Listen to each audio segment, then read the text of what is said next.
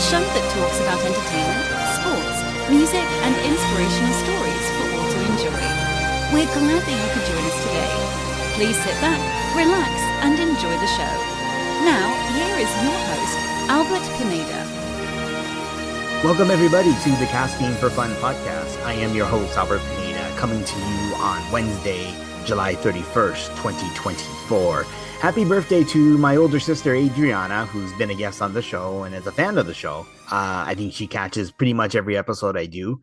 Happy birthday, Adriana. I hope you have an awesome day. And speaking of birthdays, my good buddy, Peter Hauge, who joins me this week on the show, he just celebrated a birthday too. In fact, his birthday was on the 30th, the day before when we recorded. And to celebrate, or to the topic of conversation for this week just happens to be about the 1984 fantasy cult classic, The Neverending Story, which is celebrating its 40th anniversary. So I'm really excited that I get to chat about this movie with good friend Peter Hauge. Always great to have him on the show. It's been a while since he's been on. So we go over specific scenes from the movie, the applications of the story, of the concept of The Neverending Story. We go over that scene. If you've seen the movie, then you know which scene I'm talking about. But yeah, it's a really fun conversation. Always great to catch up with Peter. And yeah, you know what? I neglected to mention this when I was recording with Peter, but I saw a news story that was actually from earlier this year, back in March.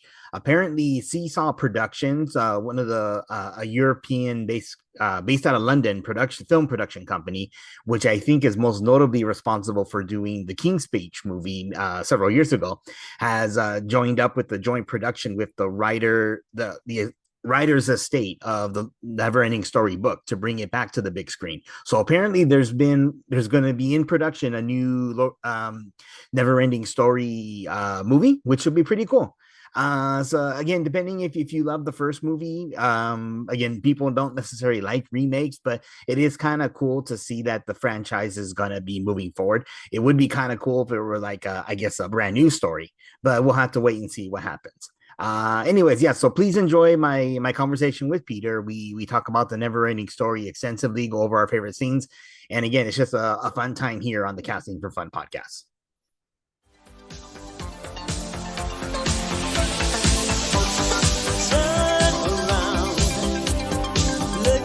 You see in her face the mirror of your dream. Make believe I'm everywhere, hidden in the light. Written on the pages is the answer to a never-ending story.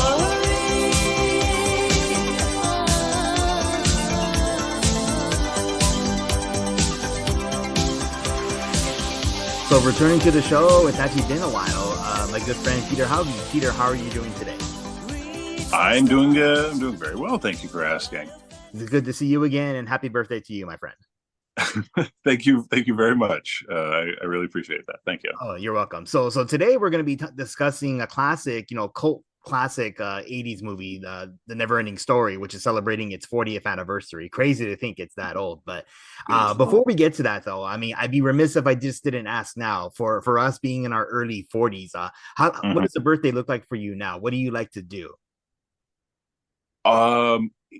It's funny, actually. So this week I just went to the beach, which is like my absolute favorite place to be. So I had a really wonderful day at the beach.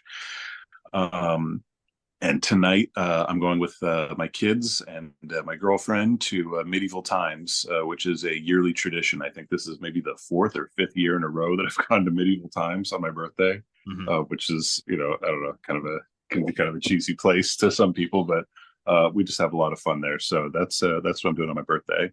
I just got back from London and Paris, so like my July has been a really amazing month. So it's been a cool birthday. Oh, that sounds really, really awesome. In fact, I mean, that could be a whole other conversation in and out of itself. Just talk about your trip to London and Paris. So I definitely would love to have you on again another time to talk about that. Very happy to. Oh, very cool. So today we're discussing the Neverending Story, the 40th anniversary. If you've been Yes, keeping up on some of my recent episodes, I've been kind of adopting like a new format where I actually take audio clips from the movie and actually insert it into the episode to have like a extensive conversation about specific scenes, key scenes from the movie. And I've I love it. discovered that as long as my podcast isn't monetized, I can kind of avoid, copyright infringement with the studios and stuff like that. So it's worked out Nice. really good. That's awesome. Well, that's very cool. There are so many scenes to this movie that I love. So I can't wait to hear what you got. Yeah, and then there's one in particular scene that I think actually, I mean, if you were growing up in the 80s, you saw this movie, there's one particular scene that I think is really like impactful and pretty traumatic, but I definitely want to talk about Oh it. well, there was the key word right there. Yeah, So we're going to talk about that scene for sure. Okay, okay, so a cool. little bit about the movie. I mean, this is a really cool movie. I mean, based on a popular German book, so originally published and written by a German author. You have a copy. Oh, very. I was going to ask you about that. I have a beautiful copy of this book actually. Yeah. What's special about this edition of it is that the point of view of the book, similar to the movie, is told from the POV of both Bastian and Atreyu, and the font is in different colors. So when it's Bastian's portion, it's in sort of this burgundy font, and then when it's Atreyu, it's in green. Oh, So that's it really cool. goes back and forth, so you visually know whose whose part it is. And I don't see that in very many editions of the book, so I think it's beautiful. That's a perfect thing to do. Because I mean, obviously, when you're watching the movie, you can clearly tell like who's talking, who's Uh-huh. yeah. But again, to have something like that, so you can actually follow the story a little closely. Yeah, yeah. Oh, very cool, very cool. So yeah, so I'm assuming you're familiar. You have the book, so it's a safe assumption to make that you've actually read it and you are familiar with both versions, both the movie version and the book version, right? Yes, and this is one of the few instances that I say that the movie is infinitely better. Oh, really? Oh, interesting. Yes. Okay, Yeah, okay. the book Well, I drags mean, on. I mean, the book is a never-ending story. It just keeps going. It's like, and then this happened, and then this, and then it's like after a while, it's like, okay, are we done? Like, where are we going? So but yeah, of yeah, so I mean, I don't want to deviate too much, but I just know that the course, book, the first book version of the book actually covers a lot of what's covered in the second sequel movie. it But I does. know the Yes. second sequel movie wasn't very well received. I mean, I remember seeing it and thinking, yo, this Mhm. isn't very good. Yeah, yeah. It holds a special place in my heart for a few reasons. But no, it does not. Quality wise, there is a number one and there is a number two, and it is definitely number two. Oh, very cool. So a few random facts to start us off, and then we'll go dive into the clips itself. So, Cool. first released on July 20th, 1984, so celebrating its 40th anniversary just about 10 days ago. Based off a popular fantasy book written and published in German, directed by Wolfgang Petersen, a notable German director, and this was his very first English language movie. So Hmm. it was probably a very unique experience for him, I think, to do this movie, right? Yeah, yeah, I would think so. And it's funny because I don't think a lot of it is a German film. It's a German produced film, but I don't think a lot of people see it as like a foreign film or a German movie because it's obviously it's not dubbed or anything. So it's Yeah, it's interesting. not. And then the main cast, they're all American, I believe. I know the boy who plays Bastion is an American boy. So, Hmm. but yeah. So then it's interesting, like we mentioned, it's kind of a cult classic movie. So I mean, it's I think it was a modest success in the box office. It's kind of one of those movies that if you're in our generation age gap, like we talked about, the Zennials, the tail end of Gen X, the beginning of millennials, you probably saw this as a kid. But I don't know if it was Yeah. one of those movies that really resonated with the younger crowd. Did it resonate with your kids? I know your kids are kind of older Gen Z, right? Or right in that Gen Z generation. Yeah, they dig it. It's I think it plays pretty well with them. They definitely enjoy it. I think it holds up just fine. And I mean they're aware of its cult status, so I mean that maybe has helped. They watch a lot of stuff that has referenced it. Stranger Things, one of many. But no, yeah, they dig it. I think it does hold up for them. Well, yeah, it's actually you bring up an excellent point with Stranger Things. I mean, I wanted to show that clip now or insert that clip now just because I Mm, guess it kind of helped rejuvenate interest in the franchise. The fact that the song, the Neverending Story song, I guess after it was sung by the kid Dustin and his girlfriend Susie in the movie, in the show Stranger Things, I guess uh-huh. it increased like streaming on Spotify by like 400%. So it really introduced a whole new generation of Yeah, fans to this. But yeah, so let me go yeah, ahead. which is always so funny when that happens. Okay, yeah, sorry. Yeah, yeah, it is pretty funny. In fact, Stranger Things has done that for a number of different things, like the Kate Bush song "Running Up That Hill." Well, Um, that's what I was going to say, and I don't know how I feel about it because "Running Up That Hill" was one of my favorite songs, and I absolutely loved it. And then it came on with Stranger Things, and it became so much more popular that I became that guy who was like, I liked it before it was cool. I mean, it was always a cool song, but then I became the guy who was like, I liked it before Stranger Things, and like, oh, that's never a fun one. But yeah, it got so popular with that, but which is really great. Dungeons and Dragons, Kate Bush. I mean, it's ham radio. Even I love yeah, it very cool. Okay, so as let's far go as ahead and Stranger insert Things for the Stranger rejuvenating Things stuff. clip now, just so the audiences can hear the song. Because it's a standout scene from Cool. season 3. I think it's really fun. So let's go ahead and put that in right now. Susie. Okay, so listen. Do you know Planck's constant? Do you know the Earth orbits the sun? Okay, so I know it starts with two sixes, and then well, what is it? Okay, let me just be clear on this. I haven't heard from you in a week, and now you want a mathematical equation that you should know so you can save the world? Susie Pooh, I promise I will make it up to you as soon as possible. You can make it up to me now. What? I want to hear it. Not right now. Yes, now, Dusty Bun. Susie Pooh, this is urgent. Yes, you're saving the world. I heard you the first time, but Ged is also saving Earthsea, and he's about to confront the shadows, so this is Susie signing off. Wait. Okay.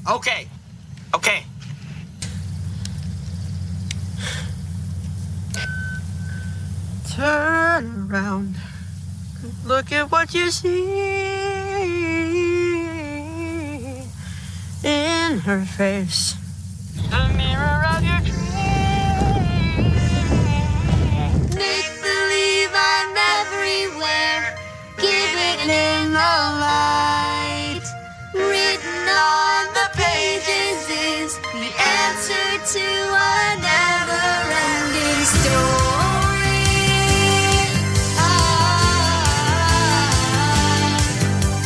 Reach the stars, fly a fantasy. Dream a dream, and what you see will be. But I can't their secrets will unfold behind the clouds. And there upon a rainbow is The answer to a never-ending story.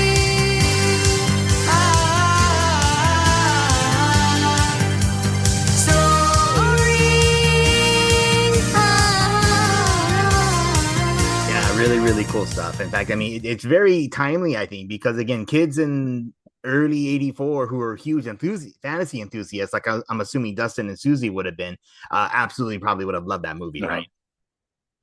Oh, for sure. Yeah, no doubt about it. It was it would have been a really really big one with so many others at the time. Not just fantasy but science fiction. Last Starfighter, Enemy Mine, Crawl. Yeah, so many. So many good stuff. Okay, so let's go ahead and dive into it now. So, see specific scenes, key scenes from the movie that I think will be very impactful and cool to kind of dive into now with Uh-huh. like more modern eyes. So, we'll go ahead and dive into the first scene that I want to share. This is Bastian talking to his dad. And just to give the Oh, listeners a little bit of context so they understand what's going on, Bastian's mom has passed away. So his dad is, single parenting. I mean, he's kind of like, I guess, really strict on how Bastian should be raised. Bastian's kind of really into fantasy and things of that nature. Maybe like shirking on his like school responsibilities. And his dad, I mean, under the pressure that he has, isn't necessarily encouraging that side of the creative aspect of Bastian, right?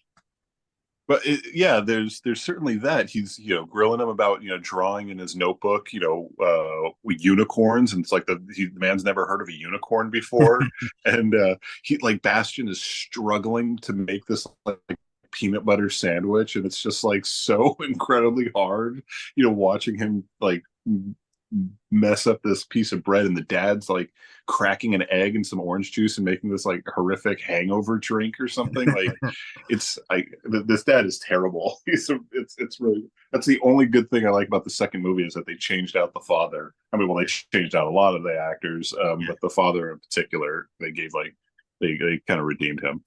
Yeah. Okay, so let's go ahead and dive into this scene now, because again, it really sets up who the struggles that Bastian's having to deal with when the movie starts. So let's go ahead and dive into that right now. Bastian, we each have responsibilities. We can't let Mom's death be an excuse for not getting the old job done, right? Yeah. Son, I think it's time you and I had a little talk. I got a call from your math teacher yesterday. She says that you were drawing horses in your math book. Unicorns. They're a unicorn. What? Nothing. She also says that you haven't been turning in your homework on time. And I'm very disappointed that you didn't even try out for the swimming team. As to those riding lessons you wanted, you say you love horses, and yet you seem to be afraid to get on a real one. Now, Bastian, you're old enough to get your head down out of the clouds and start keeping both feet on the ground, right? Okay.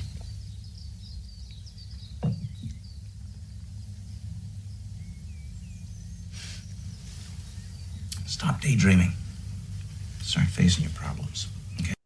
So it's interesting the themes that it's kind of addressing here. I feel like, when we're watching this as kids, I don't really pay that much attention to this type of details. But again, it's interesting that it's setting up basically the premise of the movie, that the dad is like discouraging like the creative, like fantasy side that Bastian wants to demonstrate, and say you just got to live in the real world, do your homework, I ignore those childish things. So in a way, the dad is kind of a representation of the nothing itself, right? To squash creativity and hopes and dreams of people. I never thought of that. Thought of it as the nothing, but no, you're absolutely right. That's precisely what he's doing. And I mean, that scene definitely hits differently, I think, as an adult and as a father, because for better or for worse, you've had those conversations, or I've had those conversations. My son, he's going to be 18, and it's just like, sometimes like, maybe it's time to buckle down a little bit on some things. And, you feel like a jerk, you never want to have to say these things, but sometimes you got to. I don't know. Hopefully I just do it better than that guy does. So. No, I totally agree. Yeah. In fact, I mean, he does bring up valid points. I mean, the real world that we live in, we have to make a living. We have to bring in money. I mean, we can't live for free. So we do have to like do, regular responsibilities in that regard. But at the same time, I think remembering to keep our passions is really, really important, whatever it may be. So for a kid like Bastian, he likes, fantasy, unicorn, things of that nature. But it could be that whatever it is, I guess your hopes and dreams, as it's kind of described in the movie, that's the representation of Fantasia, right? Yeah, let's also not forget that this is also a father talking to his kid whose mother has just recently passed away within like the last several months, like what, less than a year, I think they yeah. I don't know if they ever establish it, but like he just lost his mother. And he's saying you really got to buckle down on your homework, son. And it's just like, man, have a little like perspective, for this kid. So, but I mean, yes, the lessons are absolutely, valid 100%. But man, Dad, read the room.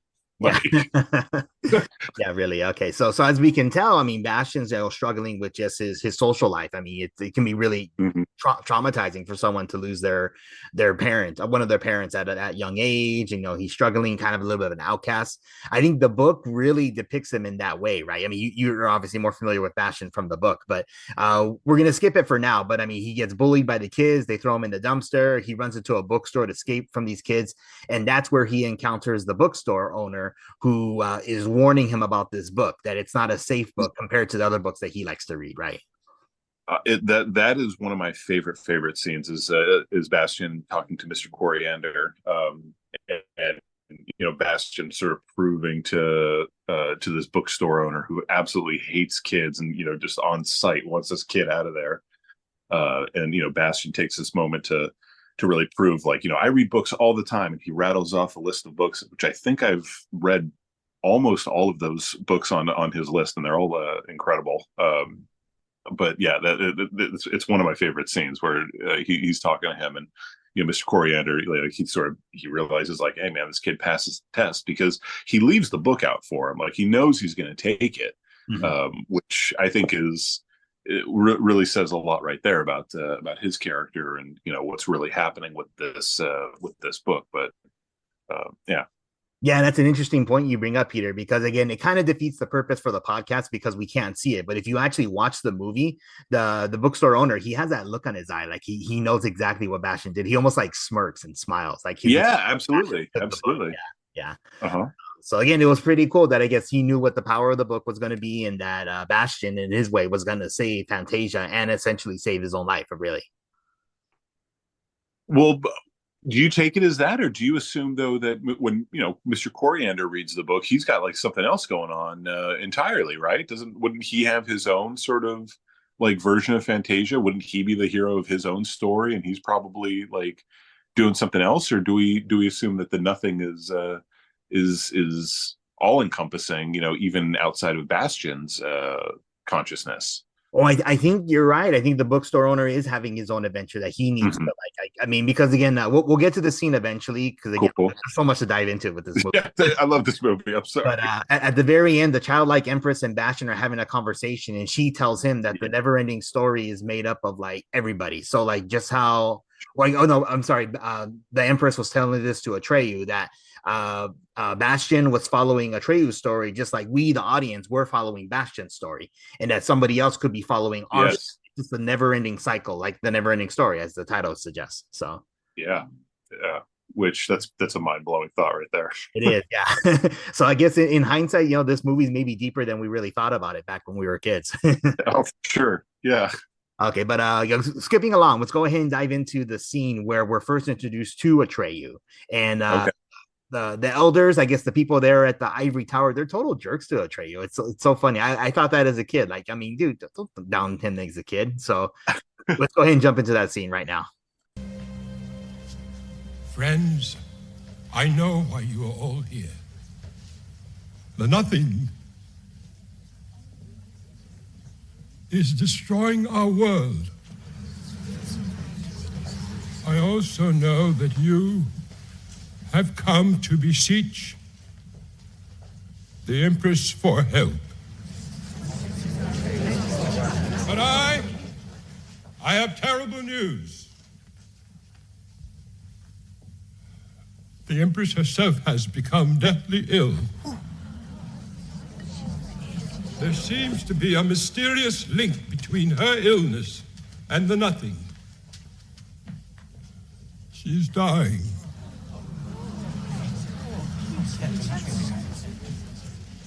So she cannot save us.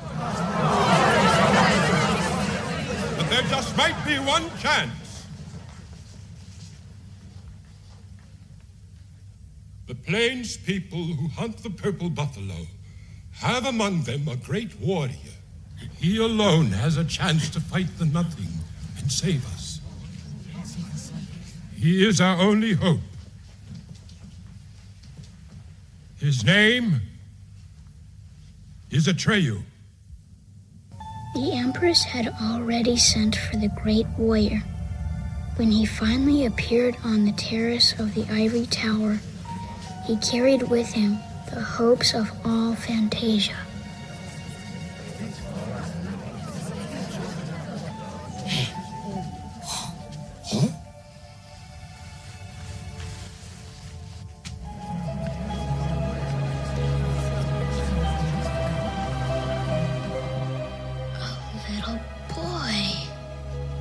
I'm sorry, but this is not the time and place for children. I must ask you to leave. If you don't want me here, you shouldn't have sent for me.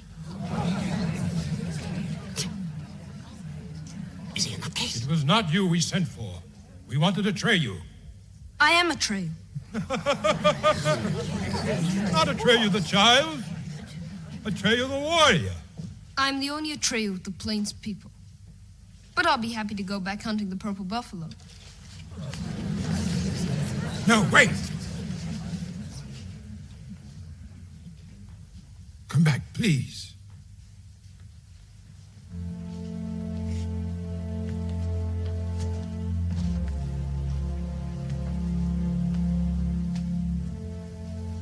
If you really are the Atreyu we sent for, you would be willing to go on a quest? Yes, of course. What kind of a quest? To find a cure for the Empress. And to save our world. No one can give you any advice except this. You must go alone. You must leave all your weapons behind. It will be very dangerous. Is there any chance of success? I do not know. But if you fail, the Empress will surely die, and our whole world will be utterly destroyed.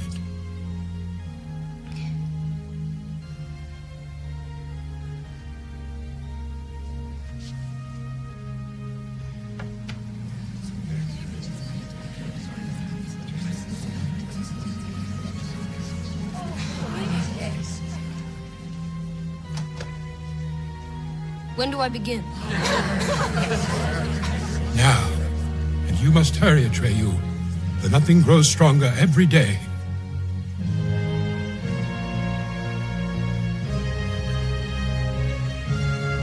Take this.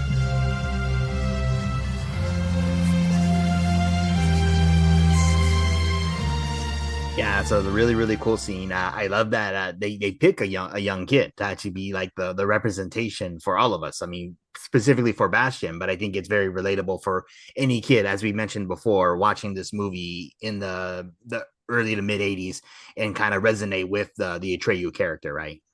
Oh yeah, no, absolutely. I think everyone wanted to be Atreyu. He was really cool.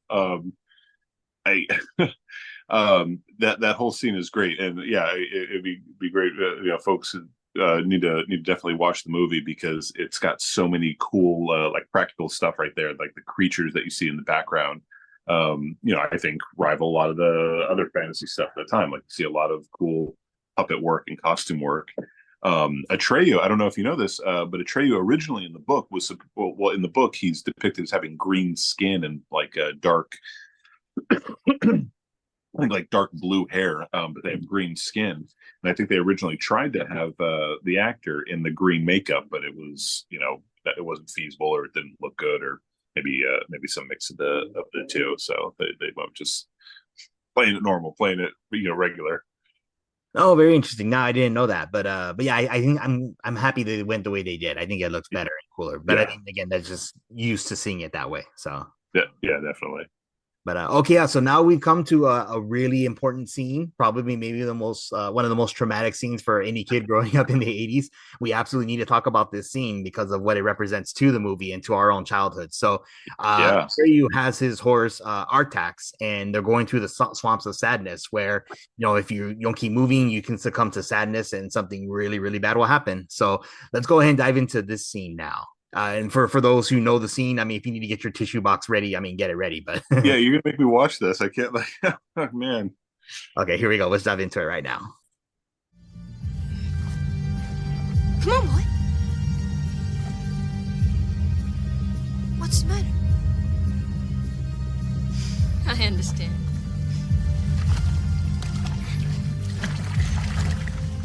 It's too difficult for me. Artax, you're sinking! Come on, turn around! You have to now! Come on! Artax! Fight against the sadness, Artax!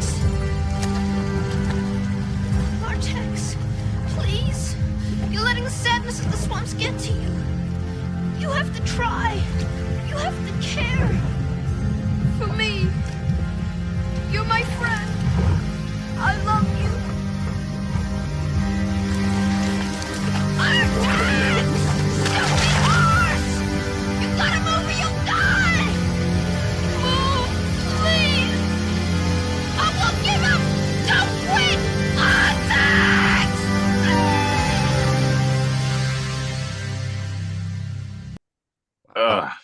So for you, Peter, was this your first like experience with like a fantasy character like passing away and you have to like deal with the whole concept of death?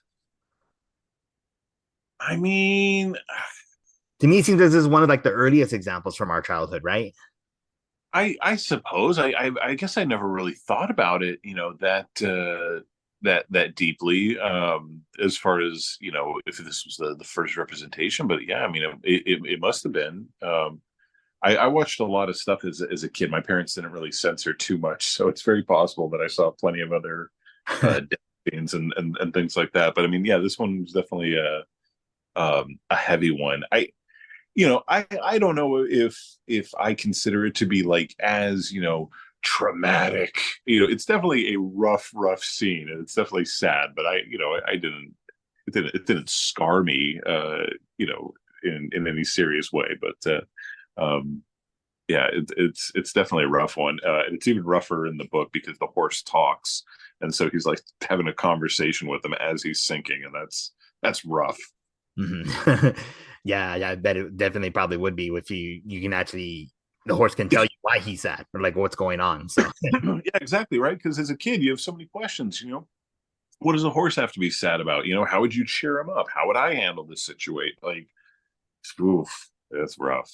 Yeah. But I do think that it's key, or I mean, the way I always interpreted it was that it's very vital, important to the story that Artax would die at this point. But I mean, spoilers, Artax comes back. I mean, so it does end well for Atreyu and Artax. But I think it's key because again, it shows the level that we have to go to in order to overcome obstacles that happen in life, such as that we lose someone close to us and that we could easily succumb to sadness. In fact, at that moment, it could be easy for Atreyu just to say, you know what, I'm going to give up too and just fall into the swamps myself.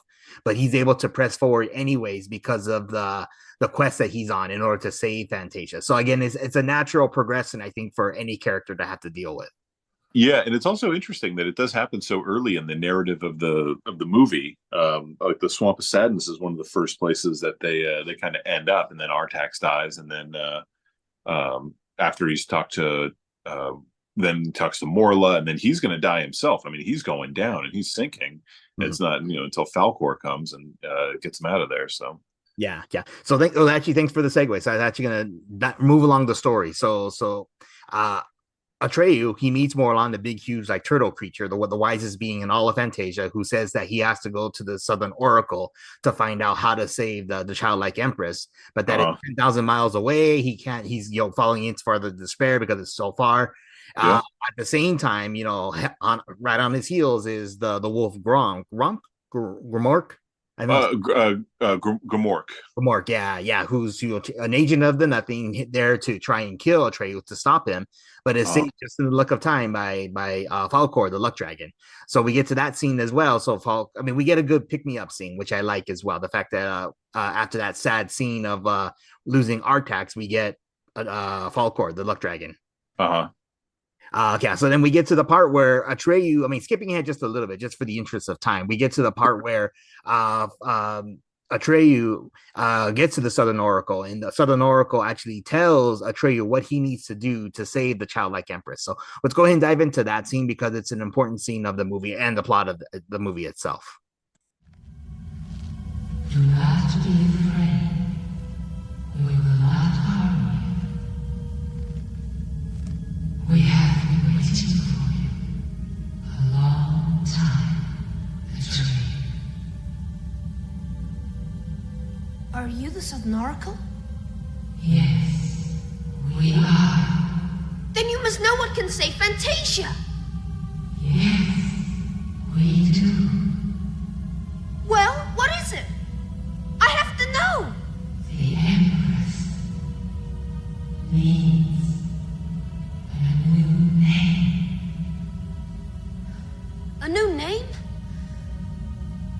That's all? But that's easy. I can give her any name she wants. No one from Fantasia can do it. Only the human child can give her this new name.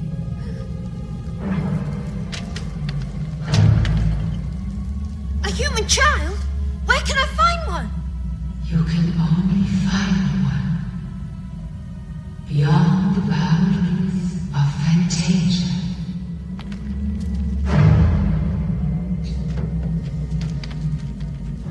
If you want to save our world, you must hurry. We don't know how much longer we can withstand the night. So this scene I thought was very interesting too. Now that I think about it as an adult, the way I kind of see it now versus the way I kind of depicted it as a kid was that they need to give a new name to the Empress, and it needs to be a human child because they have to, I guess, in a way, create a new creator or find someone else who believes in this world and have that person kind of take over as far as like the creation and being imaginative and adding to the world of Fantasia. So because before it would always seem to me like they're just giving someone a name that's so simple and easy. Anybody could do that. But I guess you had to find someone who was going to be, I guess, essentially the creator of the world and have a deep passion for everything that they're talking about. And Bastian would obviously fit the bill as far as like, or anybody who's really diving into reading this book, right? Yeah, no, absolutely. And this whole concept of it is one of the parts of the movies that I, as a kid, I definitely had a different opinion of than I do now. And I don't know, do you plan on going into the name of the Empress herself? Well, we'll get into that. Yeah. Okay, cool. Because I do want to talk about that. And it's also interesting that the Southern Oracle is the that scene is a great one. But my favorite is the first Oracle where the laser beams, the like blades shoot out of the eyes and blast at Atreyu. But no, that's an interesting point about the them sort of establishing that there needs to be sort of like a new not creator or caretaker, new sort of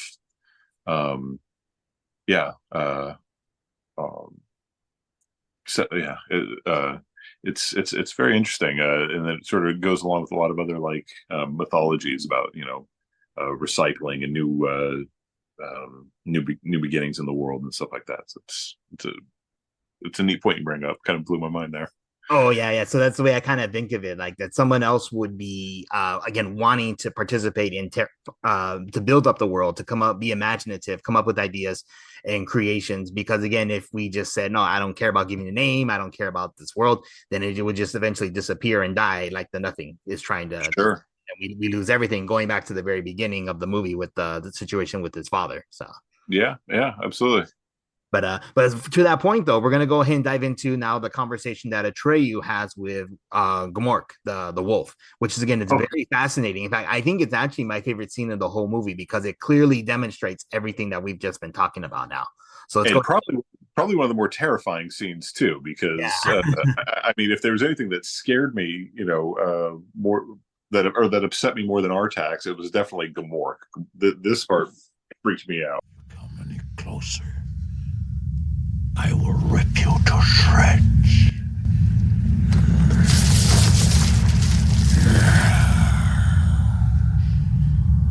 Who are you?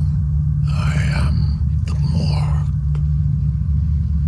And you, whoever you are, can have the honor of being my last victim. I will not die easily. I am a warrior. Brave warrior. Then fight the Nothing. But I can't! I can't get beyond the boundaries of Fantasia. What's so funny about that? Fantasia has no boundaries.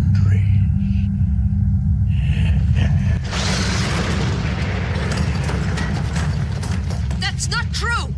You're lying! Foolish boy. Don't you know anything about Fantasia? It's the world of human fantasy. Every part, every creature of it is a piece of the dreams and hopes of mankind. Therefore, it has no boundary.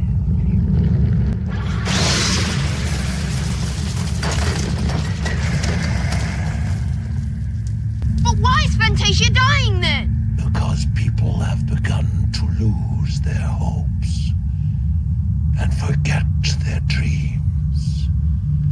So the nothing grows stronger. What is the nothing? It's the emptiness that's left. It is like a despair, destroying this world. And I have been trying to help it. But why? Because people who have no hopes are easy to control. And whoever has the control has the power.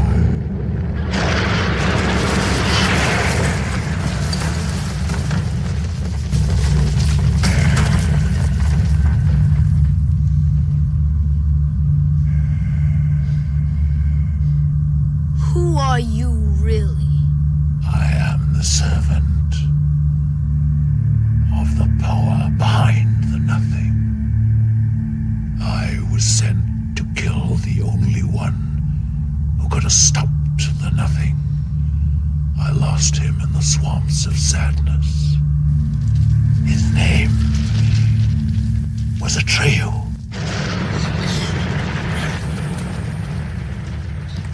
If we're about to die anyway, I'd rather die fighting! Come for me, Gmork! I am Atreyu!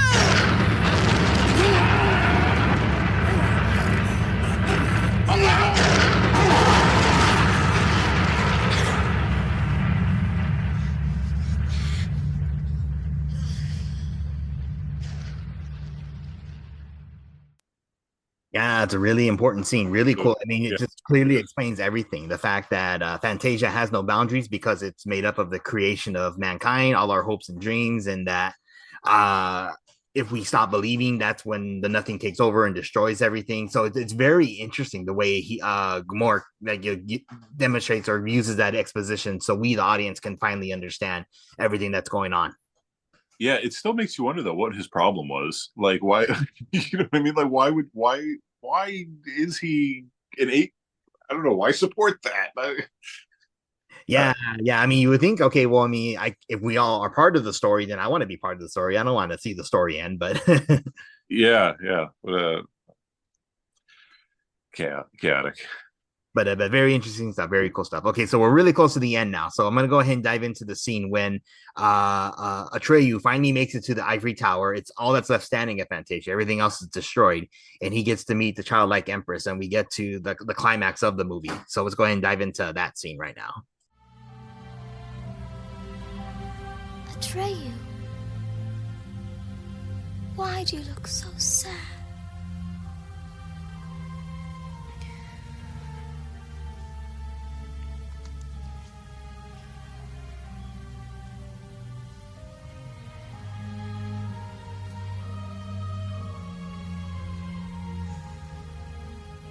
I have failed you, Empress. No, you haven't. You brought him with you. Who? The Earthling child. The one who can save us all.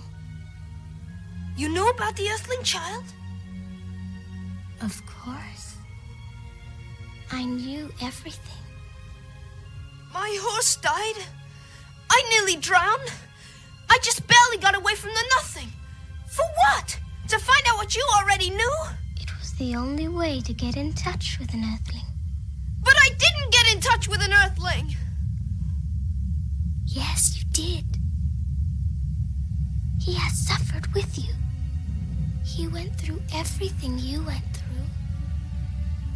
And now, he has come here. with you. He is very close, listening to every word we say. What?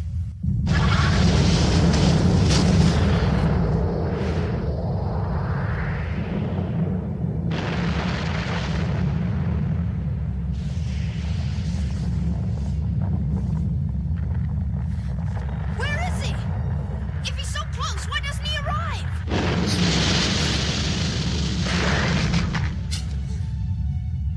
He doesn't realize he's already a part of the Neverending Story.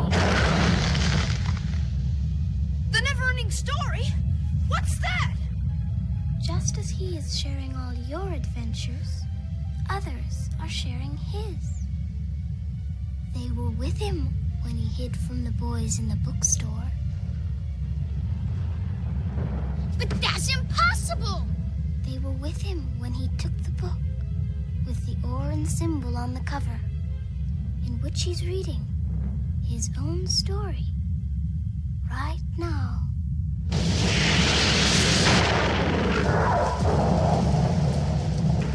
I can't believe it!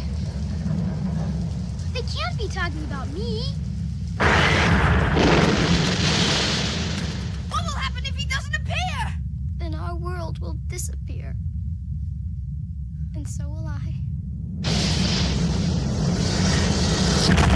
How could he let that happen?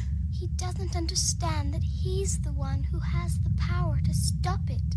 He simply can't imagine that one little boy could be that important. Is it really me? Maybe he doesn't know what he has to do! What do I have to do? He has to give me a new name. He's already chosen it. He just has to call it out. But it's only a story. It's not real. It's only a story. Atreyu, no! Atreyu!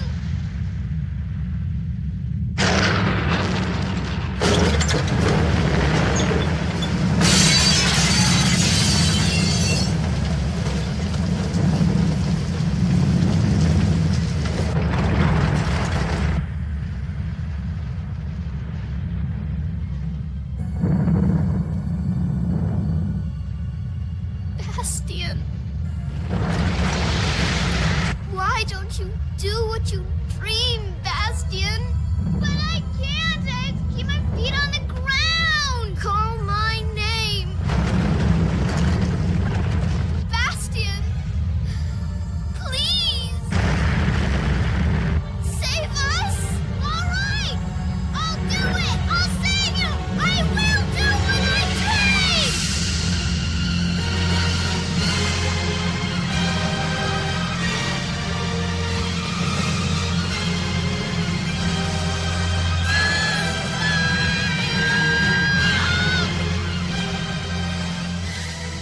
Yeah, so quite a bit to unpack with that scene. I think it's vital scene of the entire movie. First, I mean, when we get to that part where Bastian's screaming out the new name that he wants to give, and we skipped over it earlier, but he earlier in the movie had indicated that his mom's name would be a really cool name to give to the Empress. He goes out and screams. When I was a kid, in my mind, I always pictured it as being very inaudible. Like I couldn't understand what he was saying. I thought it was left to be intentionally ambiguous that we never knew the mom's name. But now. I just want to say because I was honestly, Albert, I was going to say the exact same thing that you're saying, that I took it as being very ambiguous, and it was, you didn't know, and I thought it was very cool. It was like, oh man, I can fill in the blank. Like, what did he say? What name would I give? Because they're already breaking the fourth wall. I mean, they're like staring right down at the camera. They're talking about us, watching Bastion. So, I mean, I thought that was sort of like a participatory moment for us. But they do indeed give her a name, and you see it later in the subtitles in the DVD and later in the book. But I'm sorry. No, it's perfect. Perfect. No, it's great that we're on the same page with that. I mean, I'm assuming that's how pretty much every kid who saw the movie back then thought it was. That's what it was. Because again, Bastion screaming, the wind, the storms going on is really hard to hear. And we didn't have subtitles, so I mean, you have to just kind of make out the best audio that you can. But then the name, in fact, given is Moonchild. And if you rewatch it, knowing that it's Moonchild, you can clearly see Bastion or hear Bastion saying Moonchild. Yeah, yeah, So yeah. And I have to say, I hate that that was that I know that. I hate that yeah, that was ruined for me. Yeah, not by you, obviously. Like I learned this ed, but when I first found that out, I was watching the DVD, and I turned on the subtitles for whatever reason, and saw it pop up and say Moonchild, and I was just like, what? Like, I mean, that's like turning the camera and seeing what's in the briefcase in Pulp Fiction. You know what I mean? Like, I don't. Come on, we don't need to know. yeah, it's a perfect analogy right there. But and then we touched on it earlier, the fact that the Empress is telling Atreyu, yeah, this kid Bastion, he's reading your story, just like we, the audience, us, me, Albert Pineda, you, Peter Hauge, anybody else watching the Neverending Story, we're following Bastion's story, and just like Yeah. other people could potentially be following our story. People listening to the Casting for Fun podcast right now are following our story. Whoa. So it's a never ending cycle. And it's just really cool the fact that we can be creators, we can use imagination. And if we just cease to do so, then we kind of fall into like the funk of like non imaginative things, and that we ultimately kind of lose a bit of ourselves, as it were, right? Sure. Yeah. No. No. Absolutely. And yeah, in a lot of ways, we are all part of Fantasia, right? And that goes into so many other ideas. The collective unconscious, right? And all this idea that we are contributing to it in some way or another. Or, when I close my eyes and I have my fantasy world, that is a part of it. That's a part of the tapestry of this never-ending story. That's really a beautiful idea.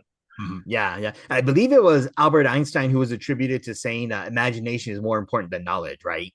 Okay, So I think that's the same way, that yes, there's so much knowledge and vital information we can gather in life, but imagination, I think, is how we utilize it. That we can, do so many creative things. Like, I mean, your own profession, working at the LA Public Library, having a master's degree in library sciences. I think you use imagination in your own profession, right? I mean, when you talk about maps, yeah, as the map librarian, I mean, maps are so much a part of using your imagination. They're this tool that let you see sort of a grid, more or less, depending on what kind of map you're looking at. But see a grid of a city.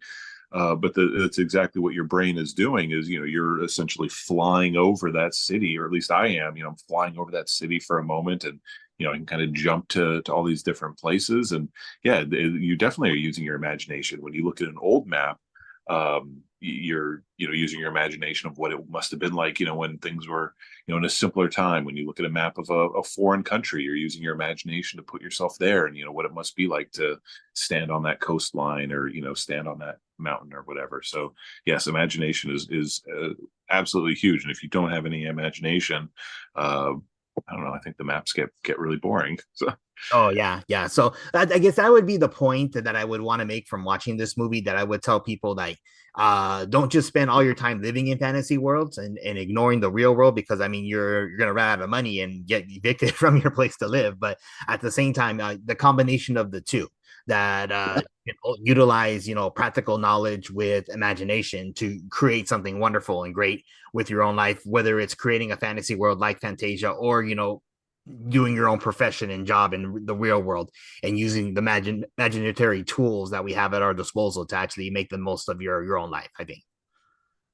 Yeah, no, I love that. I mean, our minds are so amazing and complex, and we can dream such amazing things, and it's a shame for those who don't, and it's beautiful for anyone who can just stop for a minute and just close your eyes and use your imagination. That's a superpower. How cool is that? Like, I don't know. Yeah. But so the movie ends with like Bastion finally getting to meet the Empress himself, and she's explaining that he's the creator, that he can make wishes, and then rebuild Fantasia just with his own thoughts and minds and ideas, which is really, really cool. It goes off into a whole different tangent if you read the book, or like the second movie, where like he starts losing his memories for all the wishes he makes. But that's for a discussion for another day. But ultimately, yeah, so he gets to rebuild Fantasia. Artax is brought back to life, and everything is the way it was. It's just beautiful and great, and he's just a part of the never-ending story, that he's the next creator creating this fantasy world, and he gets his revenge on the bullies. Like Falcor gets to come into the real world, and they chase the bullies into the garbage dumpster. So that's kind of fun too. One of the most satisfying revenge scenes ever. Yeah. So that's a never-ending story. So was this a movie that was one of your favorites, Peter, as a kid? I mean, is this something that resonates with you today? Absolutely, yes. It was definitely a favorite movie as a kid. It's still a favorite today. I absolutely love it. I wasn't. It's really kind of funny because I was a big movie watcher when I was a kid, and I was not a big reader. I did not care, which is funny being that I'm a librarian now, but I was not super into books when I was Bastian's age. So when I watched this movie, I watched it loving movies and loving film, but not really being able to relate too well to Bastian because I wasn't like this reader that he was. I've since sort of changed. I'm a bit more of like Bastian, and I do enjoy a lot of the same books that he does. But no, the film was definitely an important one for me, and one that I watched many times as a kid. I know this inside and out. One soundbite that you didn't do. One of my favorite lines is when the rock biter is talking about his hands. The big, strong hands, and oh my god, that scene just is crushing, for lack of a better word. That's another one that really gets me. But, yeah, that's another important scene too. Again, the citizens of Fantasia, I think, were very creative, so it's really cool to see them interacting and very imaginative. That just somebody can think of something like that and just put it together in a fantasy world.